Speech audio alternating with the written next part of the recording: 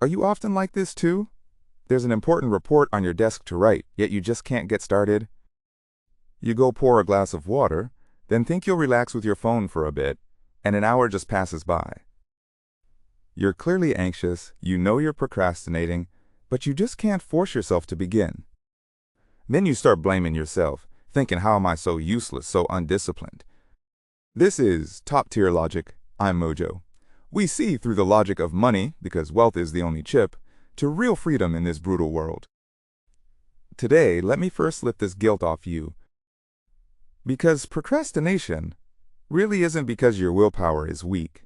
It's only because you don't understand how your brain works.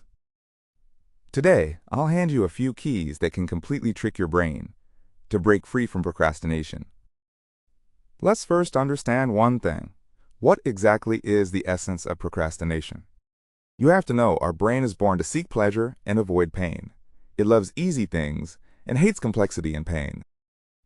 So when you face a tough task, like writing a proposal, your brain, before you even start, foresees the pain of the process. So it subconsciously seeks out scrolling, binge-watching, things that bring brief pleasure. Here's an extremely crucial insight. What makes you suffer isn't actually doing the thing itself, but that stretch of waiting when you're about to do it but haven't yet. The more you delay, the more anxious, the harder to start, finally trapped in a vicious cycle. Amazon's founder Bezos said something especially precise. Stress never comes from hard work. Stress comes from being able to take control. So you must remember, action is the solution that dissolves anxiety. By the way, there's another procrastination trap many fall into, called always telling yourself I'll start after reading 10 books, after I'm perfectly ready, is actually an inefficient form of escape. Because in this world, there's no such thing as being ready.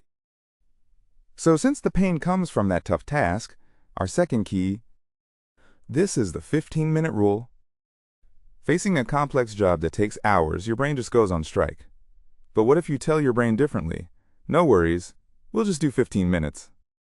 At this moment, the brain's defenses and psychological pressure drop to the minimum instantly, because 15 minutes sounds far too easy. And the magical thing happens. When you actually push through a full 15 minutes, you've usually found your rhythm, you're in the zone, and you've gained your first little sense of achievement. Your brain is actually like a child. It needs stimulation and reward.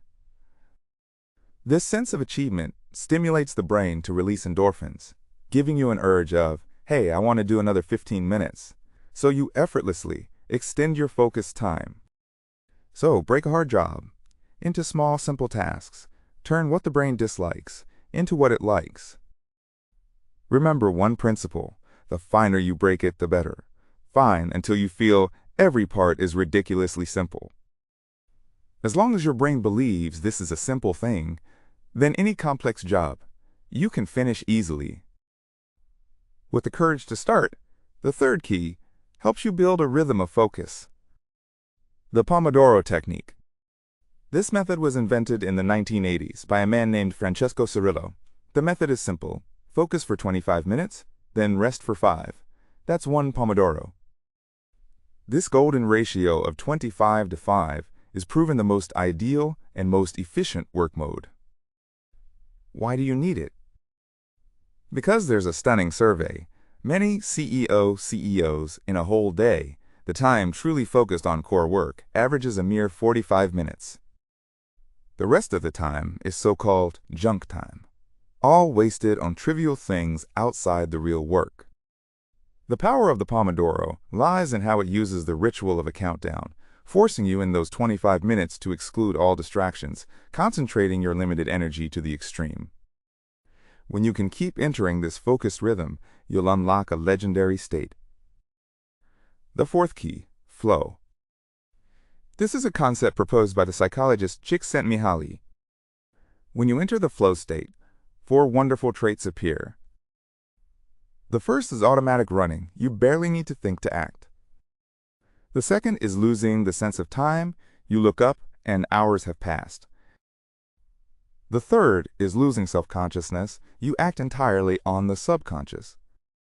The fourth is being full of joy. The most incredible part, in flow, although your body consumes energy, your mind, because of that intense joy, is actually replenishing energy. So you work long hours without feeling tired. Efficiency can even multiply several times. So how do you enter flow? Let me give you a few practical tips. First, shorten the wait before you start. The moment you wake up, immediately do the hardest task, so your brain has no time to find excuses. Second, get instant feedback.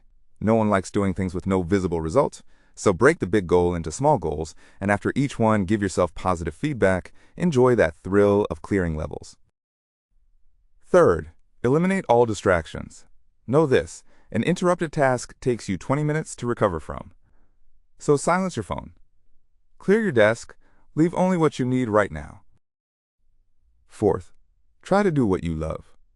If the thing itself isn't fun, then actively find a way.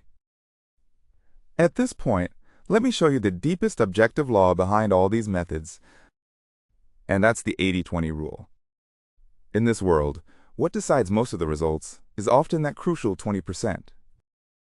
You'll find 80% of your results actually come from 20% of your effort. So the essence of time management was never forcing yourself to do more, but learning to choose, to pour your limited energy to the extreme into the 20% that's most core, most able to produce returns. The 15-minute rule, the Pomodoro flow, all I've talked about, their true purpose is to help you do one thing, to liberate your most precious focus from the junk time that drains you and concentrate firepower to conquer that crucial 20%. A large part of why the rich are rich is precisely because they know how to allocate time effectively, pouring their limited energy into what truly matters. So you see, breaking procrastination needs no iron willpower at all. You just need to follow your brain's nature, use the 15-minute rule to trick it into starting, the Pomodoro to help it focus, and finally enjoy selfless efficiency in flow. And always remember, concentrate firepower on that crucial 20%. Starting now, stop butting heads with your brain. Pick one thing you've been avoiding and tell yourself, I'll just do 15 minutes. You'll find the hardest part was never persistence, but that one moment of starting. When you take that step, you've already beaten the you that's still anxious. If this episode helped you, please subscribe to Top Tier Logic, hit like, and ring the bell. Next time, we keep uncovering the logic behind growth and wealth. I'm Mojo.